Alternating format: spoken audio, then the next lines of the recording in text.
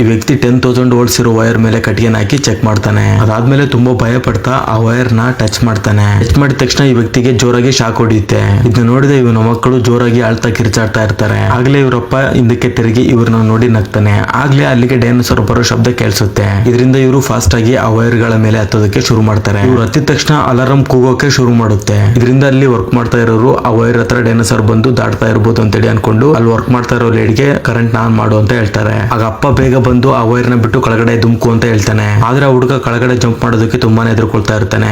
ಒಳಗಡೆ ಕರೆಂಟ್ ನ ಆನ್ ಮಾಡಿದ ತಕ್ಷಣ 10,000 ವೋಲ್ಟ್ಸ್ ಆ ಹುಡುಗನಿಗೆ ಕರೆಂಟ್ ಶಾಕ್ ಹೊಡೆದ್ಬಿಟ್ಟು ಕೆಳಗಡೆ ಬೀಳ್ತಾನೆ. ಆಗ್ಲೇ ಅಪ್ಪ ಮಗನ ಹಿಡ್ಕೊಂಡು ನೋಡಿದಾಗ ಮಗನಿಗೆ ಉಸಿರಾಟ ಇರೋದಿಲ್ಲ. ಆಗ ಅಪ್ಪ ತನ್ನ ಮಗನಿಗೆ ಉಸಿರನ್ನು ಕೊಡ್ತಾ ಇರ್ತಾನೆ. ಈ ಕಡೆ ನೋಡಿದ್ರೆ ಅಕ್ಕ ತನ್ನ ತಮ್ಮ ಸತ್ತೋಗಿದ್ದೇನೆ ಅಂತೇಳಿ ಅಳ್ತಾ ಇರ್ತಾಳೆ. ಆಗ್ಲೇ ಆ ಹುಡುಗ ಕಂಡ್ಬಿಡ್ತಾನೆ. ಇದರಿಂದ ಅಪ್ಪನಿಗೆ ತುಂಬಾನೇ ಖುಷಿ ಆಗುತ್ತೆ. ಇದಾದ್ಮೇಲೆ ಅಲ್ಲೇ ಇರೋ ಒಂದು ಹೋಟೆಲ್ಗೆ ಅವ್ರಿಬ್ರು ಮಕ್ಕಳನ್ನ ಕರ್ಕೊಂಡು ಹೋಗ್ತಾನೆ. ಆಮೇಲೆ ಅವ್ರಿಬ್ರು ಮಕ್ಕಳನ್ನ ಅಲ್ಲೇ ಬಿಟ್ಟು ಏನಾದ್ರು ವೆಪನ್ ತಗೊಂಡ್ ಬರ್ತೀನಿ ಅಂತೇಳಿ ಅಲ್ಲಿಂದ ಹೋಗ್ತಾನೆ. ಆಗ್ಲೇ ಹುಡುಗಿಗೆ ಹಿಂದೆ ಒಂದು ಡೈನೋಸಾರ್ ಬರ್ತಾ ಇರೋದು ಕಾಣಿಸುತ್ತೆ. ಇದರಿಂದ ಈ ಹುಡುಗಿ ತನ್ನ ತಮ್ಮನ್ನ ಸೈಲೆಂಟ್ ಆಗಿ ಕರ್ಕೊಂಡೋಗಿ ಒಂದ್ ಕಡೆ ಬಚ್ಚಿಟ್ಕೊಳ್ತಾಳೆ. ಡೈನೋಸಾರ್ಗೆ ಈ ಮಕ್ಕಳ ವಾಸನೆ ಬರೋದ್ರಿಂದ ಅದು ಹೊರಗಡೆಯಿಂದ ಇವ್ರನ್ನ ನೋಡ್ಬಿಡುತ್ತೆ. ಇದಾದ್ಮೇಲೆ ನಿಧಾನವಾಗಿ ಡೈನೋಸಾರ್ ಒಳಗಡೆ ಬರುತ್ತೆ.